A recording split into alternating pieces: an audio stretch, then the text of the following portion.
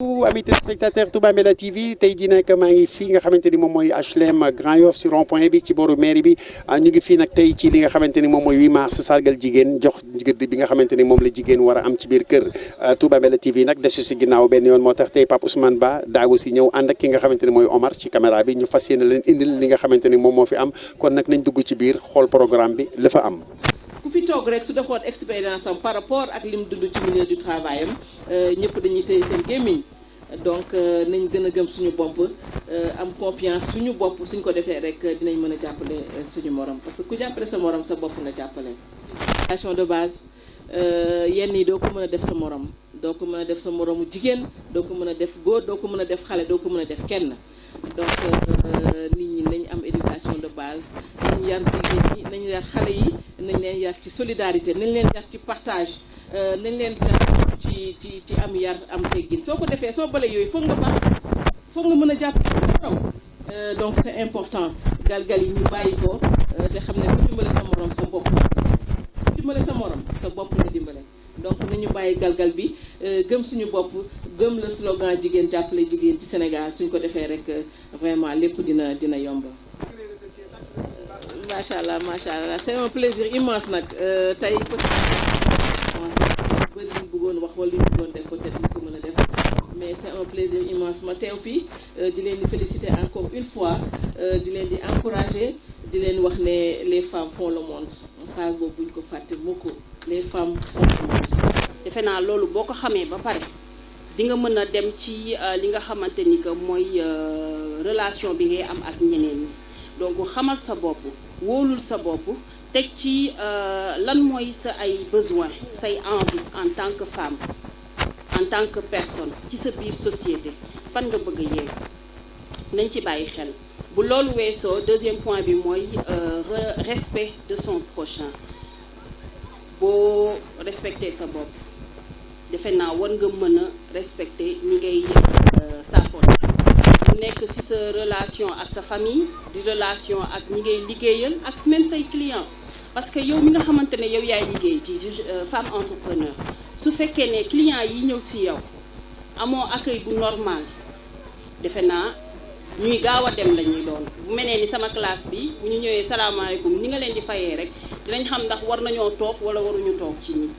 donc ñu bàyyi xel ci ne ni ñuy respecté suñu bopp noonu la ñu war a respecté keneen ku ñuy jëflanteel muy famille bi muy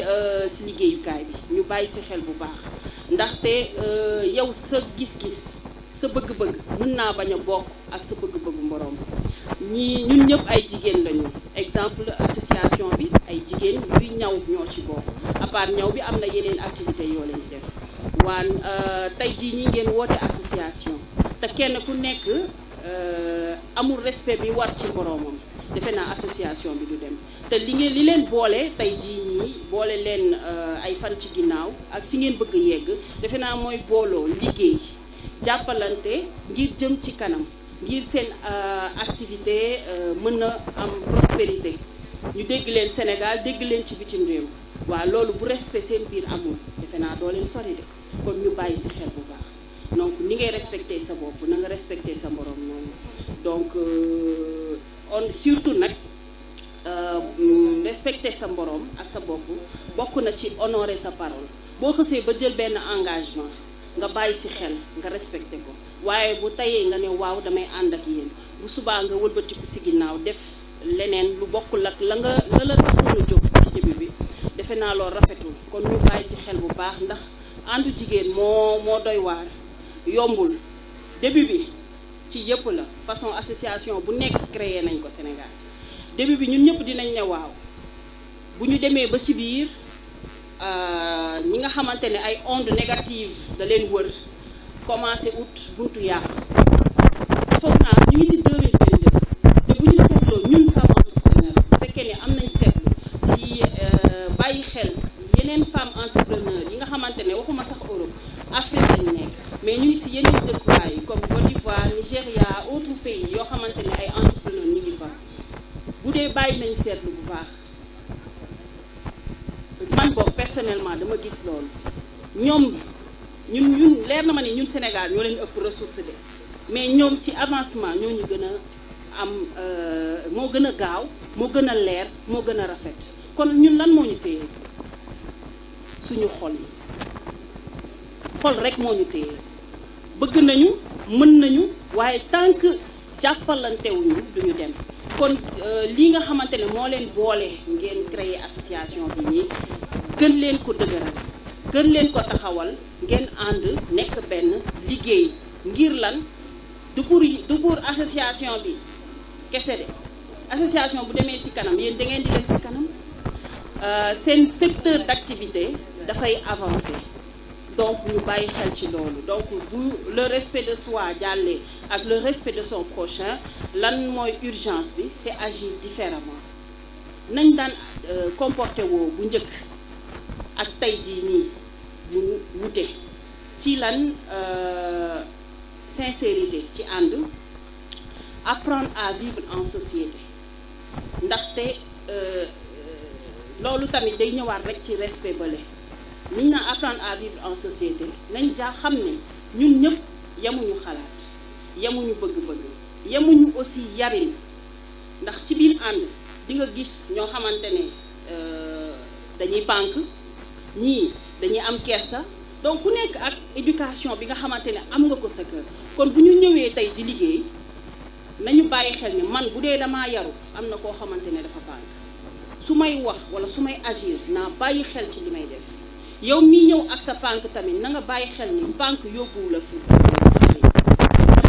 damay ànd ak samay moroomu jigéen dañoo war a liggéey kon ban comportement laa war a adopté ci seen biir ba duma frustré kenn te pourtant su ma amee avis war ko partager dinaa ko mën a partager ñu dégg ma adopté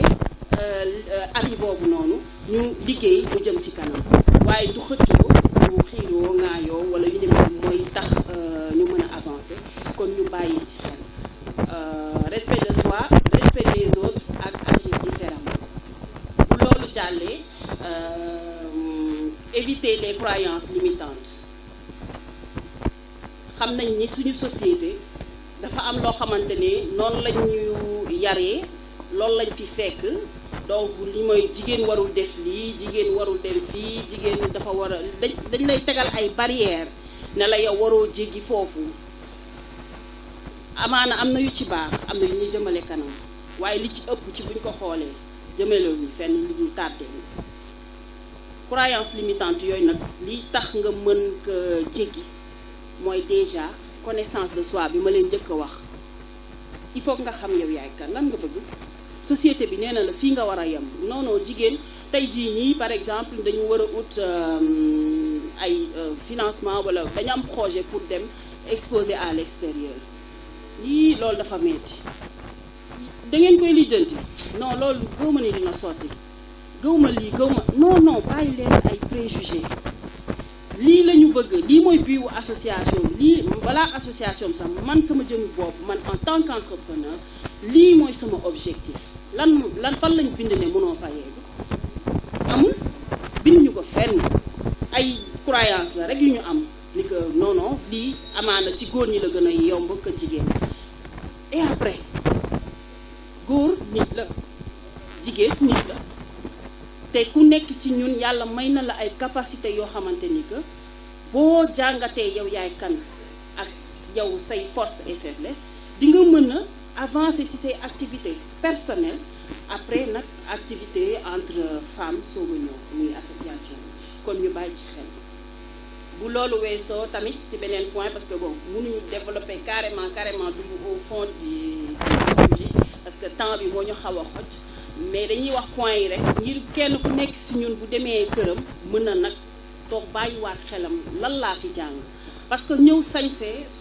macha allah ñun ñëpp a solo ñëpp a sañse def nañ ba mu baax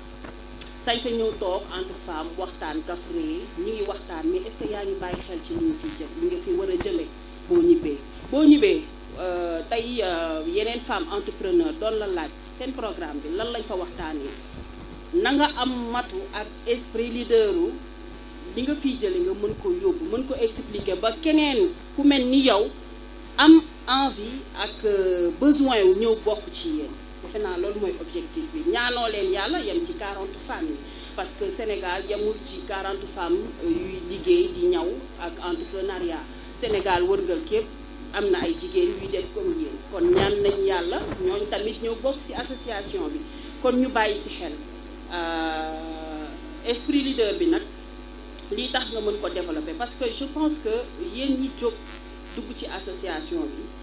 ak kamisam ñi toog leadership moo leen fi andi ndax bari na jigéen tey yoo xamante ne ñu ngi ñaw ñu ngi fii Sénégal am na ñoo xam ne ñu ngi fii biir Grand Yoff ak li ko wër mais tey amuñu opportunité bi ngeen am nii amuñu ouverture d'esprit bi ngeen am ba mën a ñëw booloo di liggéey donc am na esprit leadership boo xamante ne mu ngi ci yéen donc gën a def ay jéego ngir gën ko développer te esprit leadership bi nag li tax nga mën a avancer ci kanam mooy que nga am capacité wu di guider capacité wu di am influence ci sa entourage ak ñi la wër ak ñeneen ak ñeneen te lii tax nga am influence ak mën a am di inspirer nit mooy ngay def lu baax def lu rafet te exemple ay femmes yuy ñaw ngeen boo leen respecté seen liggéey di ñaw bu rafet set baax boo leen joxee nit ki délai ngeen respecté ko di ngeen am ñoo leen di inspirer ñu bari si kon ñu bàyyi xel ci respecter suñu parole defaraat suñu comportement parce que am na solo torop tant que loolu inculqué wuñu ko ci suñu éducation parce que suñuy parents dinañu éduquer mais au fur et à mesure que ngay avancer ci say àdduna da ngay am éducation boo xamante ne yaa koy jox sa bopp te naka nga koy joxee sa bopp mooy ni ngay fréquenter d'autres personnes yoo xamante ne ci sa entourage lañu bokk ci say fréquentation lañu bokk ci sa liggéeyukaay la wala tase nga ak ñoom sax ci mbedd di nga jàng ci ñoom donc au fur et à mesure que ñuy dem dañu war a jàng et vous êtes des femmes formidables macha allah parce que amul benn liggéey bu yomb te buñ ku nekk buñ ko laajoon ci yéen li mu jot a dund lu metti ak lu neex yëpp bu la raconter histoire am defe naa tey du ñu jóge donc am na ay épreuves yoo xamante ne jot ngeen ko jàll ci seen dund et ça ne fait de vous que des femmes beaucoup plus fortes et beaucoup plus ambitieuses kon ci loolu lañ leen di encourager donc après ça nag ñu ñëw ci point bu essentiel opter pour une concurrence positive yéen ñëpp bokk ni ngeen di def macha allah bu fekkee ni ku nekk danaan man maa war a gagner ay marché man maa war a ëpp clientèle maa war a ëpp visibilité non kii man maa ko dàq lii doo leen ko ñun tamit ci suñu milieu muy mag yaay ñuy toog ñoo bokk li ñuy def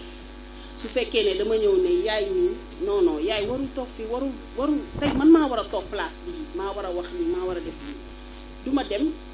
te su ma bëggee tere yaay mu dem tamit damay sonn yaay day dem de parce que yàlla dafa am fu mu ko lu mu ko tracé ba pare muy yoon ñu nit yàlla tracé ñu yoon kon nañu jàng doylu concurrence dafa baax ci liggéey parce que tey ngay nekk ci benn secteur d'activité te amul concurrence nañu waxante dëgg secteur boobu du dem pourquoi parce que su manqué concurrence doo mën a am inspiration yu bees doo mën a développer sa liggéey comme ni mu waree parce que concurrence dafa am importance ci développement ba nga xamante ni que entreprise yu mag yi dañuy yàkkamti sax am concurrent bu mel ni ñoom ndax lan tey ñaar exemple ñu jël ko ci ñiy def Coca-Cola ak ñiy def Pepsi ñoom ñaar soda la ñuy def boo ñamee Coca ak nga ñam Pepsi daanaka différence bi bariwul mais pourtant entreprise bu nekk ci ñoom ñaar multinationale nga tey yaa ngi doxle yaa ngi jarle ku nekk ak sa clientèle bopp donc concurrence positive day tax kenn ku nekk ci ñun mën a développer ci activité mën a avancer ci activité parce que bu amul concurrence benn modèle bi ngay ñaw moom ngay ñaw saa su ne mais bu concurrence amee lii Kamisa génnee na modèle bu bees xaaral ma xool diw mu laa génnee nañ modèle bu bees yow ngay tailleur nga xool yow nga gis fi nga tolloon xam nga ni avancé woo peut-être sa clientèle fi mu nekk nii dematul noonu lan mooy problème bi parce que nit ñi dañoo changer mode ci ni ñuy solo waa man tey Aïcha dama war a jàng ci ne gis naa ne tey Alima def na macha allah ay tenue nice mën naa ko mën naa bañ a def comme Alima li muy def du copier-coller mais da ngay inspiré wu ci Alima li mu def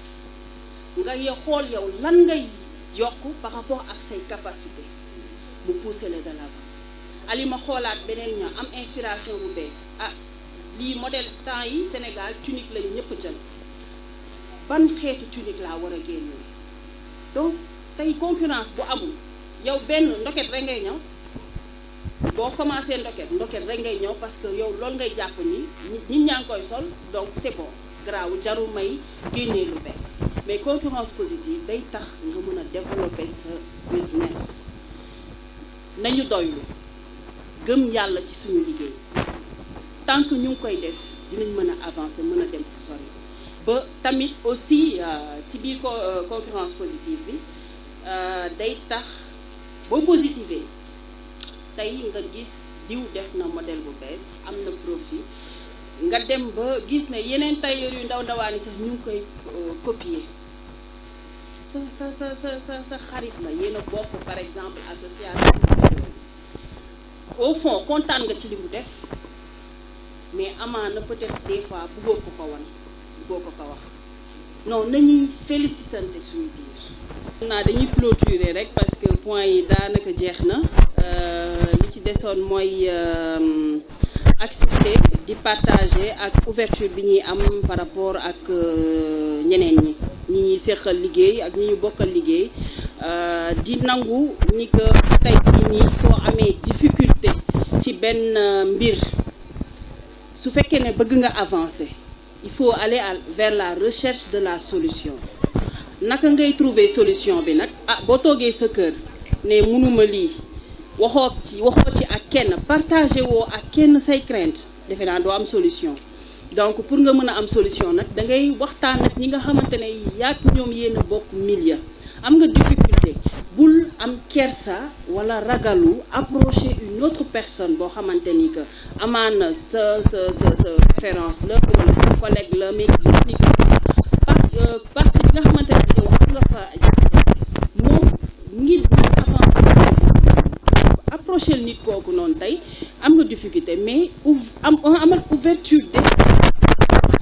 ak sa naataab ki nga xamante ne dina du rek yokk la ak surtout jox la solution nga régler sa problème après nga avancer jàll ci leneen defe naa te loolu lii tax mu am mooy thème bi rek jigéen jàppale jigéen donc loolu moo fi nekk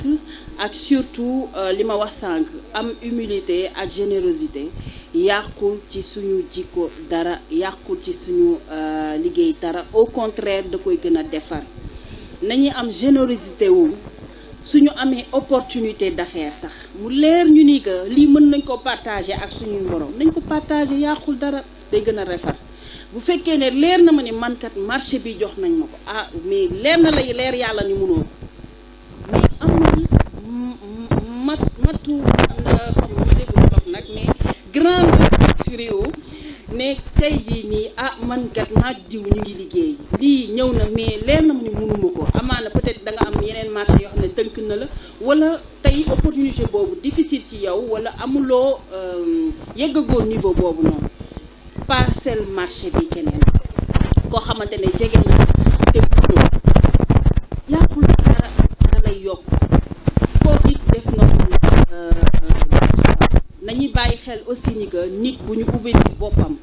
di partager ak ñun di jëflante ak ñun ci lu rafet nañu am ngoru ñu mel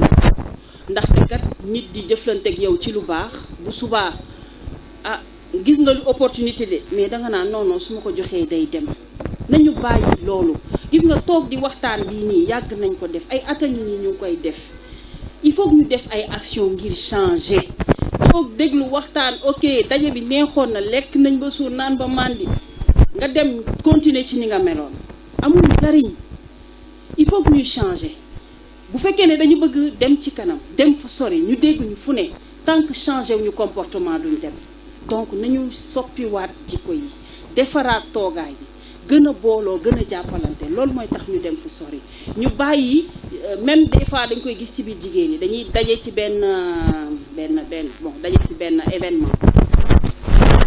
nga sa mboroomu jigéen parce que daje si ñun ñëpp dal nañu ci xool ba mu lay xool rek mu lay jéem a wax sax yow yaay chance la am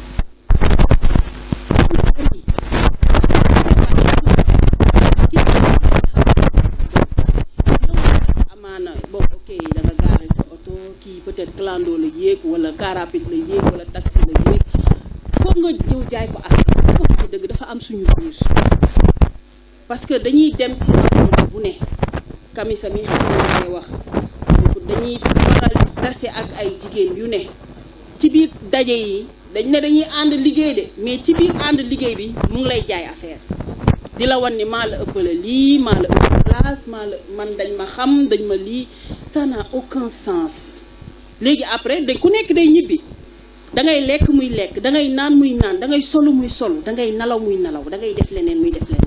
leneen nañu bàyyi tuutalante bi ñu njëriñ ay jigéen lañu defe naa suñu ñoo mën a jàppalante ngir mën na dem ci kanam kon ñu bàyyi si suñu ay comportement yi ñuy adopté vis-à-vis de ñun suñu bopp relation bi ñuy am ak suñu bopp ak relation bi ñuy am ak suñu ay mboroom kon ñu bàyyi si xel bëggante amee nañu sincère ci mbëggeel bi pas ma ne la wan la ni dama laa bëgg boo tourné ma yàq sa der wala yàq sa liggéey dañ koy gis dañ koy jànkonteel nañ ci bàyyi xel amul benn njariñ taxul kooku ki ngay def loolu subaa day am li mu war a am li mu war a encaisser tey da koy encaisser li mu war a encaisser suba da koy encaisser yow it li nga xamante ne suñu borom bind na ko ci sa jëb yi ala kulli xaal da nga koy jot kon nañu gën a sant yàlla gën a doylu gën a góorgóorlu ci suñu comportement donc foofu rek lañ bëggoon tëjee pour bañ a monopoliser parole bi di kontaan bu baax encore ci partager moment bi ak yéen ñu ngi ci seen biir donte defuñu couture comme yéen mais ñu ngi ci sens boobu noonu donc ñu ngi seen biir bokk nañ ci association bi di leen jaajëfal di leen remercier di leen encourager surtout di remercier bu baax ci choix bi ngeen def boole ñu ci waxtaan bi vraiment ñuy kontaan bu baax et surtout kontaan ci gisee ak ñoo xamante ni que peut-être ci réseau yi rek lañ doon déggante mais musuñu daje ñii en face donc ñu ngi kontaan di leen encourager di leen remercier di leen ñaanal bu baax suñu borom def barke ci seen liggéey. femme couturière du Sénégal nga xamante ni macha allah ñu def lu am solo bés boo xamante ni kenn dootu ko fàtte en tout cas ñun kontaan nañ bu baax a baax Omar ñu àndandoo dem seeti ñeneen laaj leen yenn question jërë ngeen jëf DJ merci beaucoup. ay tey bés bi noo ko dundee. bés bi ara dawme na neex na bari na di remercier ñëpp ñu fi teew seen taxawaay rafet na waa mi ci mooy Touba Mbella TV. Touba Mbella TV seen taxawaay rafet na di leen remercier bu baax a baax yow DJ mention spéciale yow amoo morom. kaa ñu ngi lay bëgg baax. Brioche Dorée di remercier Brioche Dorée ci seen taxawaay ci jigéen yi di wane ni rek Brioche Dorée est toujours derrière les femmes. merci beaucoup su ma paree damay continuer ba léegi ci jigéen ñoo ngi dem di def yëpp pour tey nag gis waxtaan fi waxtaan bu am solo Aïcha jeex tey ñoo bëgg jox jëmale ko ci jigéen ñi. waa dañuy gën a encouragé jigéen ñi rek ci li ñu nekk ñu gën a góorgóorlu si ñu bàyyi xel ni ay biddéew lañu dañoo war a tànk saa su nekk donc nañu góorgóorlu gën a respecté seen bopp gën a respecté seen liggéey voilà. kontaan nañ ci yéen. waaw ñun tamit merci beaucoup merci. est-ce que bu sama ngay raxas ay mois bi léegi yéen li ngeen doon def moom la góor ñi waaw en tout cas soxna si ngay ni jàmbaar la te macha allah bu waxee rek ñu xamante ni ku ñu yar la en tout cas jàppal ni ñu ngi lay sant di la gërëm. ñaan nga yàgg fi loolu téye ndax Sénégal soxla nañ ñu mel ni yow. jërëjëf amiin merci beaucoup merci. su ma fekkee dama xool jigéen rek soxna Moula noo def chaîne bi nga xamante ni ñëw na jàpp ci soxna Moula tey lan nga gis tey ci bés bi. waaw Ousmane vraiment kontaan rek xam nga woote ñëpp ñëw buy sa la dafa neex voilà ñun ñëpp ñu nekk association jigéen ñëpp ñëw daje ñu def benn journée d'échange ak xam nga de partage loolu dara dàqu ko te li yëpp c'est un début ñu war a mën a def yeneen sortie yeneen événement te ci yooyu lañ jëm incha allah. tey daal bëgg nga lool. kontaan naa vraiment kontaan naa si yow kontaan naa si képp ku fi teew vraiment. ñu ngi lay bëggee bu baax a baax. maa la gën a kontaan. jaajëf waay. Adja ñu ngi lay ziar. ñu gis na ngay def yëfu séeréer tey lan nga yëg ci bés bi. waaw pël nga mais dama bañ séeréer yi sumb ñu rek. tey loo yëg ci bés bi. kontaan ci suñu sortie bi macha allah di ñaan nag mu gën a réussir lépp luñ ci mbébal yàlla nangul ñu ko lépp luñ ci njort rek mu lépp luñ ci séntu rek mu sut suñuy njort yàlla boole xol yi ñu nekk benn waaw loolu daal mooy ñaan bi yàlla boole xol yi ñu nekk benn ci barke alxuraan. en tout cas kontaan naa ci kii mooy madame Ngom de ah. ay waay madame Ngom chéri Adjana kii mooy chéri Adjana mais tey bés bi loo ci yëg madame Ngom. kontaan xamante bi nii ñu gisante nii la nañu booloo doon benn say waaw lu ñuy def nañ koy dégg parce que booloo mooy doole dëgg du neex ñu jàppale góor baax na jigéen baax na mais nañu jàpp rek jàpp taw a bàyyi yàlla nañu ci yàlla defal tawféex ak taysiir ci barki Seydina Mohamed ñuy dund nag bay àndandoo ñun ñëpp di dem ay Europe di dem ay foire rek yëpp yàlla mën na ko dina ko def ndax ñun ñi ci nekk ñëpp ay jàmbaar lañu ay liggéeykat lañu te looloo ko tax a jóg kontaan nga ci man. yow dafa kontaan ci yow te xam naa monsieur Ngom kontaan na. ak a kontaan barki Serigne Saliou kooku du. aywaay monsieur Ngom namul dara ak madame Ngom barki Rasulaay monsieur Dieng la présidente tey lay wax. ay saa ngi dem. même 5 fi mu ne nii président talul dara Adja na nga def. tey bés bi loo ci yëg. kontaan parce que man maay trésorière bi. waaw Kamisa maa ngi moom dañu xamante di liggéey mu nekk jigéenu dóorkat man ma nekk jigéenu dóorkat kon lii nii dañuy ñaan yàlla suñu 2e édition ñëpp dégg ko ñëpp gisuñu fu ne parce que début bi nag moom dafay metti waaye ñi ngi woo ñaan gaay yi nañ ñëw te xam ne dina baax incha allah bis bi nice na rafet na yow tamit jàpp nga si lool kontaan nañ. kon yow daal yaa yor koppar yi. waaw maa yor waaw koppar yaa ngi dugg. waaw mi ngi dugg alhamdulilah yàlla gën a dugg. amiin ñëpp dem di organiser ay foire waaw ndax jigéen liggéey rek lañ ko xamal. liggéey rek lañ ko xamee. yéenay jóg fajar. di gis yéenay boot. waaw yéenay toppatoo xale yi. yéenay def lépp. lépp macha allah. góor gi Ndiaye woyam bi daa am solo de. am na solo macha allah moom. kontaan nañ merci beaucoup. merci beaucoup yow. trésorier yow moom yëpp waaw. man maa bëgg xaalis. merci. Omar lekk yaa ngi nii ak naan yi gis nga affaire séeréer nekk nii fi mu nekk nii jigéen ñu bëri talatuñ ma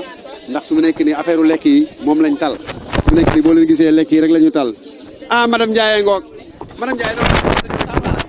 déedéet yow damaa ragal écran ça va waaw bés bi neex na kontaan nañ bilaay ko ñoo lañ gën a kontaan. monsieur Ndiaye ma ngay raxas bool yi. waaw mu ngi def lépp mu ngi def lépp. mois de mars bi daal yow da ngay ak say tànk. waaw damay ak samay tànk. madame Ndiaye jaajëf waay sama maman ngi noonu.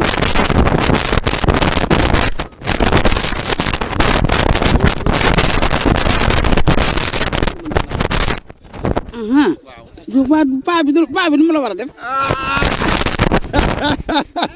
non mère bi dama. maa gën a fan. bi tey jii nag.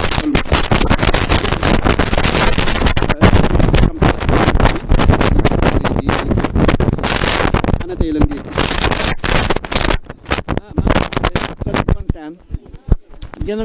gën a kontaan di ñaan yàlla di ñaan ñëpp nag yal na yàlla yëkkati ci kaw ak ci kanam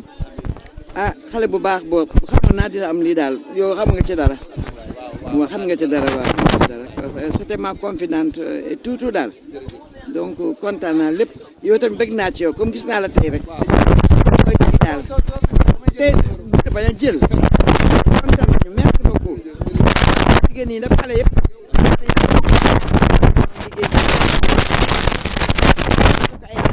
ay ba Sorano ak fu nekk grand théâtre sax pourquoi pas grand théâtre mën na nekk ki os gañ waaw ci kaw ci kanam mon fils waaw merci. rek laay tëjee ñëpp wax na ñëw yaay tëj tey Kamisa loo yëg tey ci bés xanaa kontaan rek kontaan encore une fois di remercier ñëpp ñu ñëw ñëpp bàyyi seen activité yi ñëw di ñaan yàlla activité bi dem ba nekk ngan activité waaw yàlla mën na yàlla def nu mu tudd sax site bi Touba Mbella TV di kontaan ci waa Touba Mbella di leen remercier si teew bi fi teew Touba Mbella TV mi ngi fi Def Gis TV mi ngi fi ak Def Gis TV ñu ngi di remercier bu baax a baax merci ne moom incha allah déwénati yàlla nañ dem ba télé Sénégal yëpp ñëw di ko teewe mu nekk affaire bu rëy tout début est difficile mais yow jàmbaar. sant yàlla rek di góorgóorlu di yokkaat dox jéego bi parce que dugg nañu ministère dem nañu palais dem nañu fépp am nañu wuyu si am ñu ñëw xam naa amuñu jot mais xam naa incha allah prochaine fois day ñëw incha allah yàlla baax na. joto wax nag dégg ngeen ko mu nekkoon nag tey spécial 8 mars si chaîne bi ngeen xamante ni moom ngeen tàmm di ko bëggee muy Touba Mbella TV di bëggee bu baax a baax soxna Malick Ndiaye borom baax na si mkat aji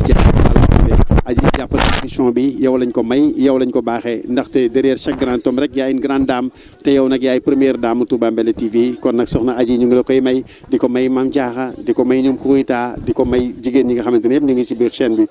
Omar maa ngi koy bëggee bu baax di kontaan lool ci moom liggéey bi am na solo le grand caméraman l'incontournable gu nekk Touba gi maa ngi koy bëggee bu baax a baax c'était spécial 8 mars fii ci biir Touba Mbella TV ak Pape Ousmane Ba di leen dig daje ba beneen yoon incha allah ci yeneen ay programme